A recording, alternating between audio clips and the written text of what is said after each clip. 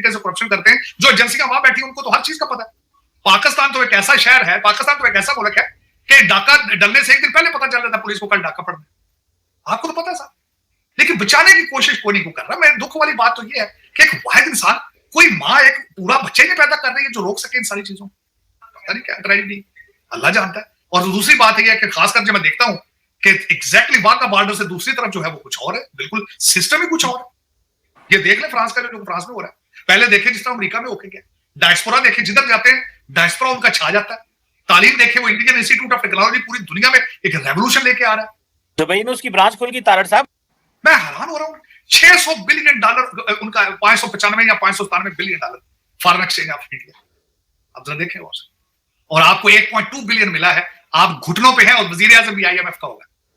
कुछ समझ नहीं आ रही कि यार ये हम जैसे ही लोग हैं, जुबान भी हमारी वाली बोलते हैं, खाते पीते भी हमारी जैसी चीजें हैं, कपड़े भी हमारे जैसे और सोचे भी एक जैसी। बॉलीवुड देखें ना आप, कितना पॉपुलर है बॉलीवुड पाकिस्तान के अंदर, इसी वजह से ना, क्योंकि आपकी सिमिलैरिटीज हैं। लेकिन इधर सिमिलैरिटी को नहीं, नेगेटिव सिमिलैरिटी, तरक्की वाली तरफ नहीं जाना, तरक्की वाली तरफ। कहते हैं भारत की तारीफ क्यों करते हैं आप? भाई खुद आता ना लाओ। अच्छा मैं चाइना की तारीफ करूं, फिर मैंने कहा ना वहां से करप्शन का हल ढूंढ लाओ जाके, वहां से किसी और की तारीफ कर लेते हैं, जो तुम्हारे बांग्लादेश की तारीफ कर लेते हैं। अब तो अफगानिस्तान की भी तारीफ करें तो फिट पड़ जाती है आपको, क्योंकि आप बस्तियों में जा रहे हैं मुसलसल। मुझे शर्मिंदगी होती है कि मैंने आपको शायद बताया था कि वाशिंगटन DC में एक डिप्लोमेट ने एक दिन मुझे पूछा था कि इज इट ट्रू कि बनीगाला के अंदर मुर्गियां चलाई जाती हैं? तो आपके पास भी बहुत कुछ है, सोचने की बात, सोचने की बात। लोग ये वही तरक्कियों को टच कर रहे हैं, DNA सेम है, सोचे एक है, खाना एक है, अगर नहीं है तो नेशनलिज्म नहीं है। और मोदी जी का मैंने अगले दिन कहा था, मोदी जी ने भारत को सबसे बड़ा तोहफा जो दिया है वो नेशनलिज्म का तोहफा है, सबसे बड़ा। मैंने ये कहा था कि मोदी साहब जैसा इंसान पाकिस्तान में चाहिए जिसके अंदर नेशनलिज्म हो। देखें हमारे पास जो कुछ, मैं इस पर बड़ा डिटेल से बोलूंगा, लेकिन जो हमारे पास है वो भारत के पास नहीं है। हमारे पास काले बकरे हैं, हमारे पास काला जादू है, हमारे पास मुर्शद है, हमारे पास ये सियासत नहीं, ये जिहाद है। हमारे पास जो कुछ है वो इस खिते में अब अफगानिस्तान भी छोड़ चुका है जहां हम जाने की ख्वाहिश रखते हैं। हमारी एक न्यूक्लियर पावर, एक आपकी खातून ने अगले दिन साबिक मिनिस्टर ने टीवी चैनल्स पे कहा है कि एक एटॉमिक पावर अमलियात पर चलती रही है 3.5 साल। वो देखे ना, आपके पास जो कुछ है वो किसी के पास नहीं है मेरे ख्याल में। मैं समझता हूं कि ये, लेकिन प्रैक्टिकल, मैं आज अपने कुछ पढ़े लिखे अनपढ़ दोस्तों से आज मैं मुखातब होना चाहता हूं, खासकर जो जरा बात करें भारत की या मोदी जी की बात करें तो या तो उनका इस्लाम खतरे में आ जाता है या फिर उनकी सेल्फ कॉन्फिडेंस जो वो मजरू हो जाता है, हालांकि हकीकत से बहुत दूर है। मैं इससे पहले कि कंपैरिजन करूं आपके फ्रांस के दौरे का, तो मैं ये बताना ये चाहूंगा कि अभी 1.2 बिलियन मिला आपको IMF से, कुछ पैसे सऊदी अरेबिया से आए और शादियाने बज रहे हैं वर्सेस 595 बिलियन फॉरेन रिजर्व है भारत का, 595 बिलियन डॉलर। और अगर मैं कहूं कि उनसे कुछ सीख लिया जाए तो बदतमीजी के तूफान शुरू हो जाते हैं। और उसके बाद ये जो सबसे बड़ी बात यह है कि इस वक्त इस साल इस कुछ शॉर्ट पीरियड में 9 नई एम्बेसियां खोली गई हैं अफ्रीका के अंदर, सिर्फ इस वजह से असला बनेगा भारत में, बिकेगा अफ्रीका में, दुनिया में बेचेंगे, इसकी तैयारी हो रही। और वर्सेस अगर हमारे जैसा बंदा करे कि अपने पड़ोसियों से कुछ सीख लें तो बदतमीजी के तूफान शुरू हो जाते हैं। अगर कहा जाए कि भारत बुलंदियों को टच कर रहा है तो भी देखो, मैं एक वाहिद पाकिस्तानी हूं जो चीखता रहा हूं, अपने बच्चों को कहता रहा हूं कि भारतीय अखबारें पढ़ा कर, पढ़े किस तरह, इंग्लिश तो आती नहीं, ट्वीट करते हैं उर्दू में करते हैं, एक दूसरे को सारा दिन ट्रोलिंग करते हैं उर्दू में करते हैं, अंग्रेजी एक चैनल नहीं है, अंग्रेजी एक अखबार नहीं है। फिर काले बकरे के रेवोल्यूशन आएगा ना, काले बकरे। और उस पर मुझे शर्मिंदगी होती है कि मैंने आपको शायद बताया था कि वाशिंगटन DC में एक डिप्लोमेट ने एक दिन मुझे पूछा था कि इज इट ट्रू कि बनीगाला के अंदर मुर्गियां चलाई जाती हैं? तो आपके पास भी बहुत कुछ है, सोचने की बात, सोचने की बात। लोग ये वही तरक्कियों को टच कर रहे हैं, DNA सेम है, सोचे एक है, खाना एक है, अगर नहीं है तो नेशनलिज्म नहीं है। और मोदी जी का मैंने अगले दिन कहा था, मोदी जी ने भारत को सबसे बड़ा तोहफा जो दिया है वो नेशनलिज्म का तोहफा है, सबसे बड़ा। मैंने ये कहा था कि मोदी साहब जैसा इंसान पाकिस्तान में चाहिए जिसके अंदर नेशनलिज्म हो। अब भी मेरी रिक्वेस्ट है to whom it may concern, जो मेरी खबरें आ रही हैं कि निगरान हुकूमतें आपकी IMF बनाएगा, क्योंकि 3 किस्तें भी रहती हैं उनकी। आपका निगरान सेटअप वाशिंगटन DC में IMF डिसाइड कर रहा है कौन होगा, बाकर साहब होंगे या हफीज शेख साहब होंगे, कौन होंगे? तो मेरे ये उन 25 करोड़ लोगों के लिए मैसेज है, वो पाकिस्तानी नहीं है भाईजान, वो अमेरिकन एम्प्लॉई है, अमेरिकन इंस्टीट्यूशंस के एम्प्लॉई है, सिर्फ उनका इंटरेस्ट देखेंगे, वो आपका इंटरेस्ट नहीं देखेंगे।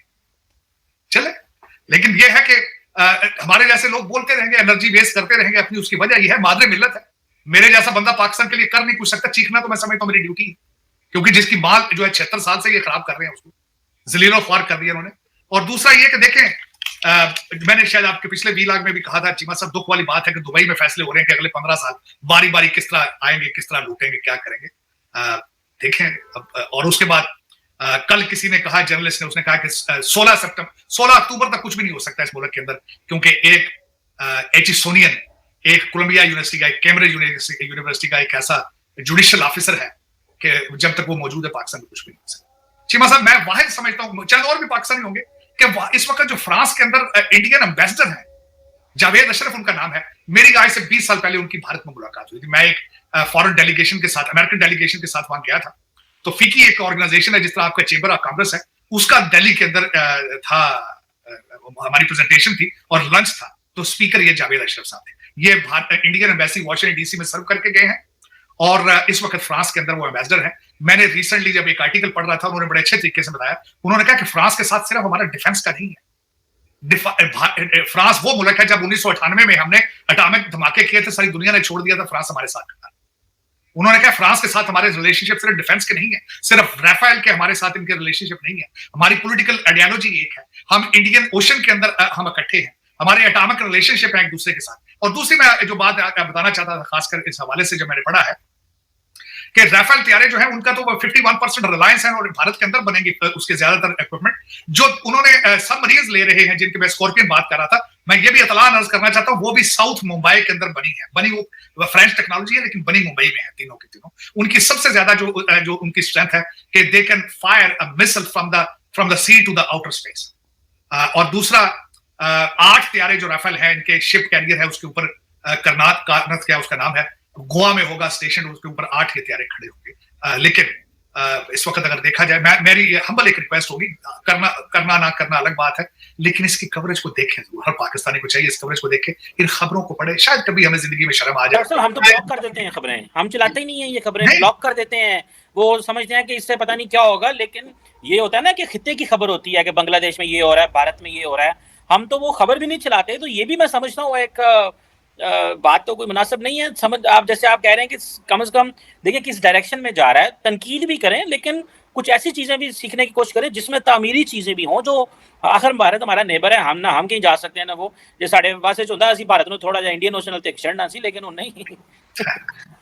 लेकिन ये चीमा साहब, मेरे ख्याल में इस वक्त अगर देखा जाए तो अब ये दौर ऐसा, इस वक्त आप इकोनॉमिक क्राइसिस में है, और इकोनॉमिक क्राइसिस को किस तरह ठीक किया जा सकता है? ट्रेड के जरिए, मैन्युफैक्चरिंग के जरिए, एग्रीकल्चर चीजों के जरिए।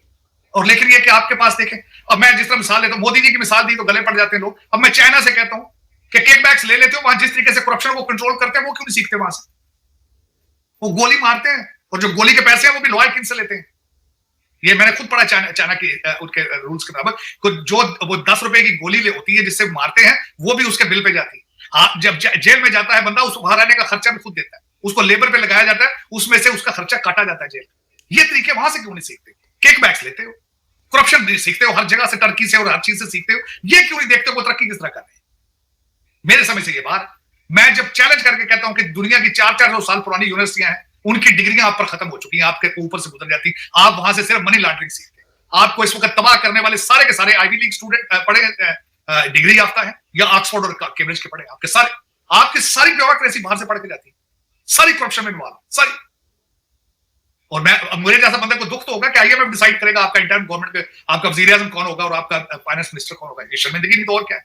और क्यों है? क्योंकि अगले 3 महीने में उन्होंने महीने बाद किस देनी है आपके पास चॉइस ही कोई नहीं, आप इस तरह मजबूर हैं, आप घुटनों पे पड़े हैं। आप सर साहब, secretary of state, American secretary of state Antony Blinken की स्टेटमेंट आ गई है कि हम बड़े खुश हैं इस बात पे कि पाकिस्तान को आईएमएफ से $3 बिलियन मिले, और वो कहते हैं कि we urge Pakistan to continue working with IMF for macro economic reforms and sustainable economic recovery, doctor साहब ये macro economic reforms American and IMF कह रहा है और सस्टेनेबल इकोनॉमिक रिकवरी वो कह रहे हैं हम तो आपका साथ देंगे, आप भी थोड़ा सी हिलजुल करो तुसी। तो डू यू थिंक कि ये पॉसिबिलिटी है जो यूएस सेक्रेटरी ऑफ स्टेट ने कहा है? नहीं, क्योंकि ये आपको पहला और आखिरी प्रोग्राम नहीं है आईएमएफ का। पहले भी आईएमएफ के प्रोग्राम होते रहे पाकिस्तान के अंदर। आप कौन सा गांव पे खड़े हुए कभी आए थे? आप खुद ही पाकिस्तानी नहीं बनना चाहते। जब पाकिस्तानी पाकिस्तान को बचाना ना चाहे तो दूसरी ताकतों के टोनी ब्लिंकन की स्टेटमेंट क्या करेगी? क्या करेगी? इस वक्त करप्शन रोकने की कोशिश क्यों नहीं की जा रही? क्यों नहीं की जा रही? मैंने आज एक आर्टिकल पुराना पढ़ा कि जब आपके वहां पे कोविड के दौर के अंदर जो पैसे आपको ग्रांटें आती रही हैं, उसमें इतनी इन्होंने उसमें करप्शन की कि सोच नहीं सकता। कोई जवाब सवाल ही नहीं, पूछने वाले नहीं। आज भी ईसीएल में बिल्कुल छोटी सी है। बिल्कुल मैं समझता हूं अगला जो, अगर आज मुझसे पूछा जाए, सिर्फ उन लोगों को सेटअप में लाना चाहिए जो पाकिस्तान में हो, उनके बच्चे पाकिस्तान में हो, अकाउंट पाकिस्तान में हो, और उनको लाने के बाद उनसे कहा जाए तुम्हारे नाम ईसीएल में होंगे। अगर तुमने वजीर बनना है, वजीर आजम बनना है, चीफ मिनिस्टर बनना है, your name will be in ECL. और अपनी डिक्लेयर करके आओ। अपने गोश वाले तो खैर होते हैं, सबके डिक्लेयर करते हैं, पैना पर नाम खाबे करना। आप किसी ना किसी छोटे से किसी अफसर को देख लें, सालों के नाम पर प्रॉपर्टियां ले लेते हैं, बहनोइयों के नाम पर ले रहे हैं। हर एक बंदे को पता है। मेरे जैसा बंदा वॉशिंगटन डीसी में बैठा पता है कि आप किस तरीके से करप्शन करते हैं। जो एजेंसियां वहां बैठी उनको तो हर चीज का पता है। पाकिस्तान तो एक ऐसा शहर है, पाकिस्तान तो एक ऐसा मुल्क है कि डाका डलने से एक दिन पहले पता चल रहा था पुलिस को कल डाका पड़ना। आपको तो पता है साहब, लेकिन बचाने की कोशिश कोई नहीं कर रहा। मेरे दुख वाली बात तो यह है कि एक वाहिद इंसान, कोई माँ एक पूरा बच्चे नहीं पैदा कर रही है जो रोक सके इन सारी चीजों। पता नहीं क्या ट्रेजेडी, अल्लाह जानता है। और दूसरी बात यह है कि खासकर जब मैं देखता हूं कि एग्जैक्टली वाघा बॉर्डर से दूसरी तरफ जो है वो कुछ और है, बिल्कुल सिस्टम ही कुछ और है। ये देख ले फ्रांस का, जो फ्रांस में हो रहा है। पहले देखे जिस तरह अमेरिका में होके गया, डायस्पोरा देखे, जिधर जाते हैं डायस्पोरा उनका छा जाता है। तालीम देखे, वो इंडियन इंस्टीट्यूट ऑफ टेक्नोलॉजी पूरी दुनिया में एक रेवोल्यूशन लेके आ रहा है। मैं हैरान हो रहा हूं। $600 बिलियन उनका, 595 या 597 billion dollar foreign exchange of India. अब जरा देखें और आपको 1.2 बिलियन मिला है। आप घुटनों पे हैं और वजीर आजम भी आईएमएफ का होगा। कंपैरिजन कर ले आप, करें कंपैरिजन फिर वो ये दर हकीकत कौमों, मैं समझता हूं कि कौमों के अंदर जब लीडरशिप कोई ना हो, जब काले बकरे चल रहे हो, जिस तरह खातून का मैं इतना बड़ा फैन नहीं हूं जिन्होंने स्टेटमेंट दी है, उनका अपना भी इसी तरह की चीजें हैं उनकी, लेकिन उन्होंने बड़े खूबसूरती से कहा, उन्होंने कहा दुनिया की वाहिद इस्लामिक सुपर पावर अमलियात पे चलती रही 3.5 साल। अमलियात, काला जादू, तो ऑक्सफोर्ड ग्रेजुएट, ऑक्सफोर्ड, नया पाकिस्तान, रियासत मदीना। तो अब तो खैर वो मुर्शद बन चुके हैं, अब तो पीरो मुर्शद है ना जी। अब तो बड़े बड़े मुरीदान हैं। अब तो इस वक्त 5 करोड़ बंदा मुरीद है। मेरे ख्याल में तो उनको तवीज शावीज शुरू कर देना चाहिए। करते हैं वैसे, तवीज तो उनके चल ही रहे हैं, लेकिन चलो देखें अमलियात, काला जादू, काले जादू पे भी ये देखें, ये कितना बड़ा टाइटल है कि दुनिया की वाहिद इस्लामिक पावर जो है वो काले जादू पे चल रही है। आपको तो राइफल की जरूरत ही नहीं, आपको क्या जरूरत राइफल की? गली गली राइफल चल रहा है। खान साहब कहते थे कि मेरी बीवी को 48 घंटे पहले पता चल जाता होगा।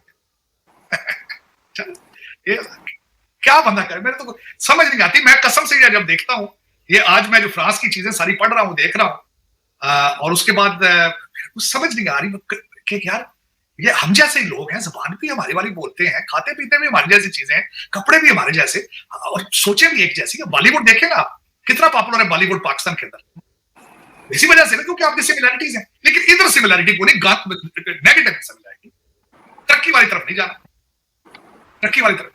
कहते हैं भारत की तारीफ क्यों करते हैं आप? भाई आप खुद आता ना लाओ। अच्छा मैं चाइना की तारीफ करूं, फिर मैंने कहा ना वहां से करप्शन का ढूंढ लाओ जाके, वहां से किसी और की तारीफ कर लेते हैं, जो तुम्हारे बांग्लादेश की तारीफ कर लेते हैं। अब तो अफगानिस्तान की भी तारीफ करें तो फिट पड़ जाती है आप पे, क्योंकि आप बस्तियों पे जा रहे हैं मुसलसल। मैंने आप, लेकिन पाकिस्तान का कोई सोचने वाला नहीं। दुख तो ये कि पाकिस्तान का सोचने वाला, ये जर्मन नहीं है, फ्रेंच नहीं है, सारे पाकिस्तानी।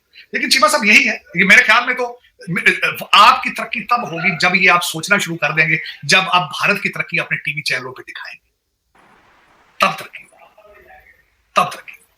लेकिन उसके आप नहीं दिखाते, आप छुपाते हैं।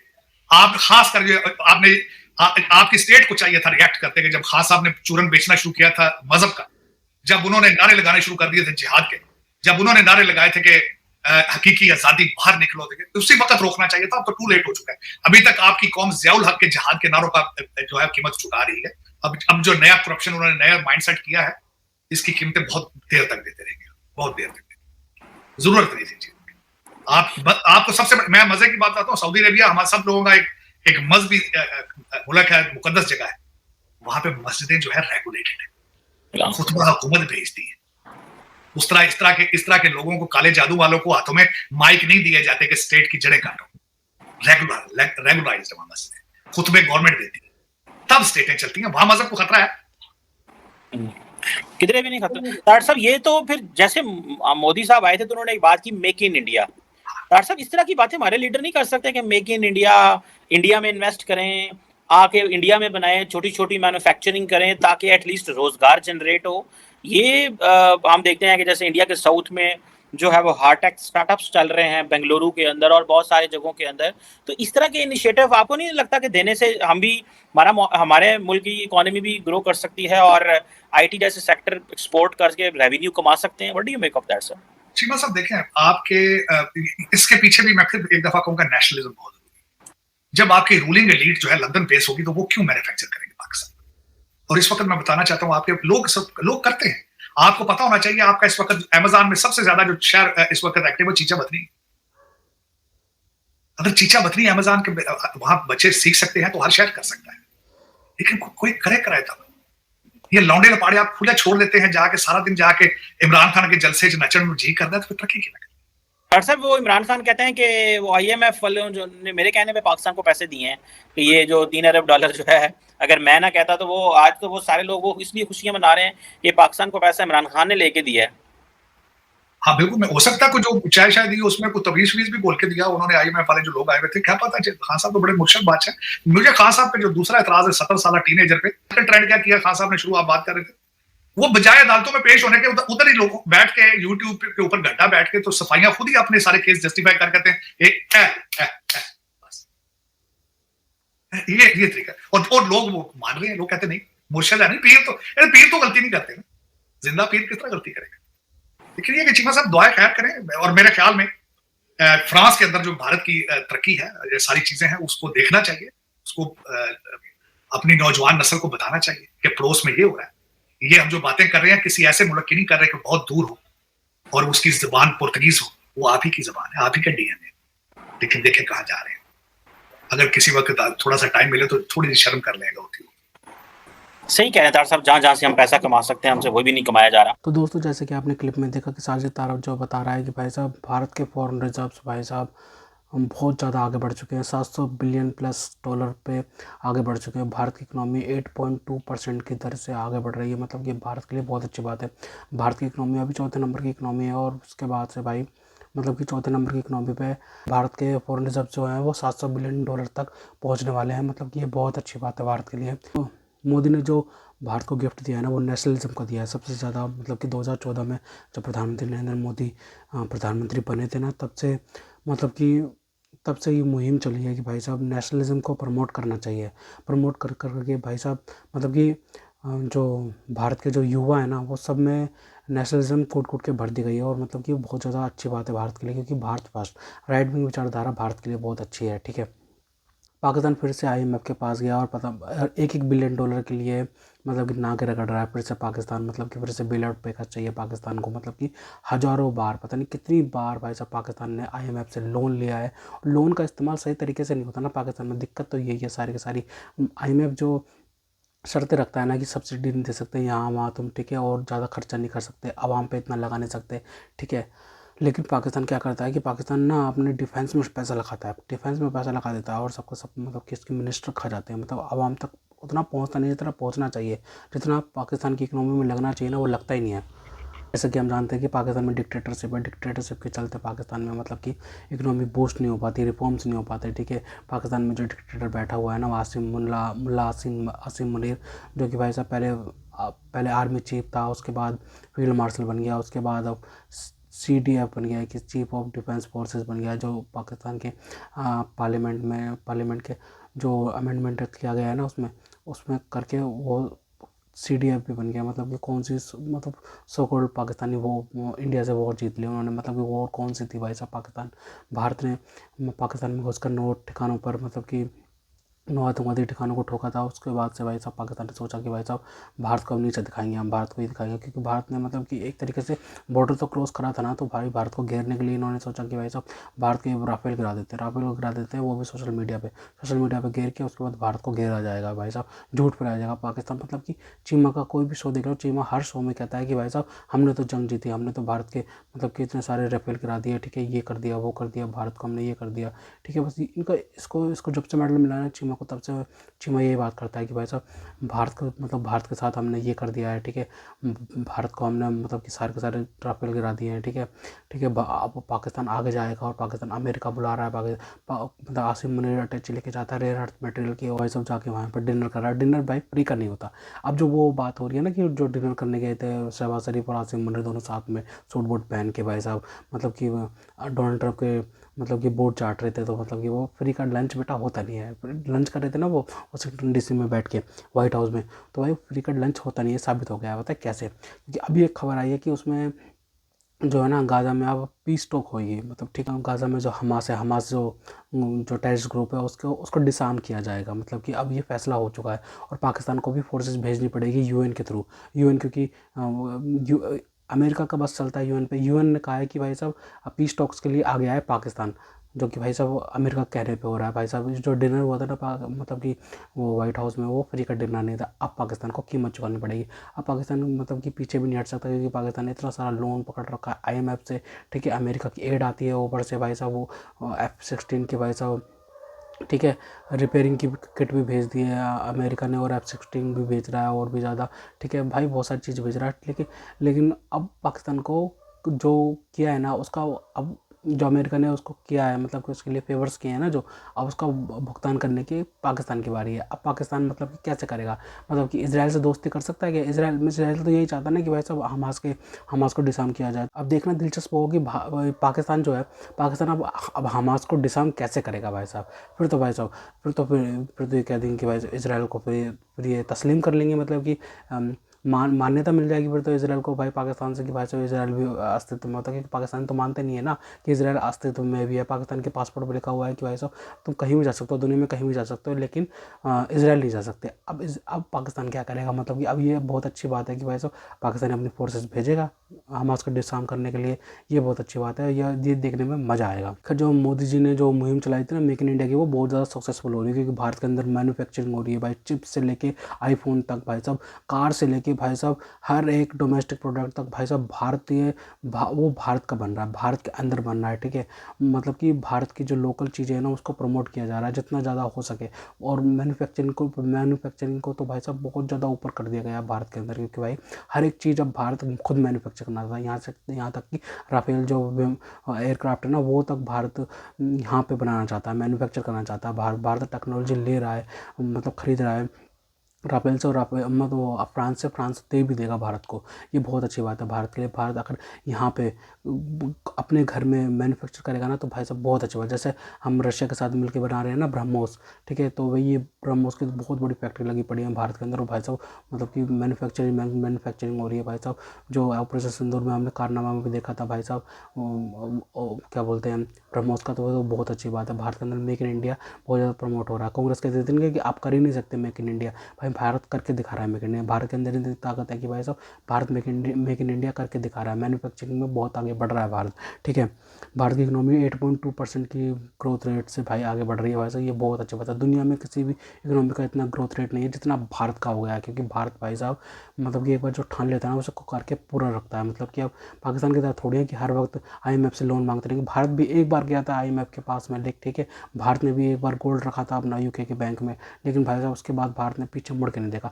भारत ने इकोनॉमिक रिफॉर्म्स करे, उसके बाद भाई अपनी मतलब कि इकोनॉमी की रफ्तार है ना जो उसको पटरी पे ला के उसको ऐसे दौड़ाया है ना, सारे सारे देश पीछे रह गए हैं और भारत की इकोनॉमी भाई साहब आगे बढ़ रही है, बहुत अच्छे तरीके से आगे बढ़ रही है। हाँ ठीक है, 2050 तक भारत की इकोनॉमी दूसरे नंबर पे आ जाएगी, और भाई साहब भारत दूसरे नंबर की सबसे बड़ी इकोनॉमी बन जाएगा। भारत की जो क्या बोलते हैं लोगों की इनकम बहुत ज़्यादा आगे बढ़ जाएगी, भारत आगे बढ़ेगा। भारत ओलंपिक के लिए भी बिड कर रहा है। खैर तो दोस्तों, अगर आपको हमारी ये वीडियो पसंद आई हो तो कम से कम व्हाट्सएप पर जरूर शेयर कीजिएगा, साथ साथ चैनल को सब्सक्राइब करके हमारा मनोबल जरूर बढ़ाएगा, ताकि हम आपके लिए ऐसे ही मनोरंजन वीडियोस बनाते रहें। तो गाइस मिलते हैं आपसे अगली वीडियो में, तब तक के लिए जय हिंद।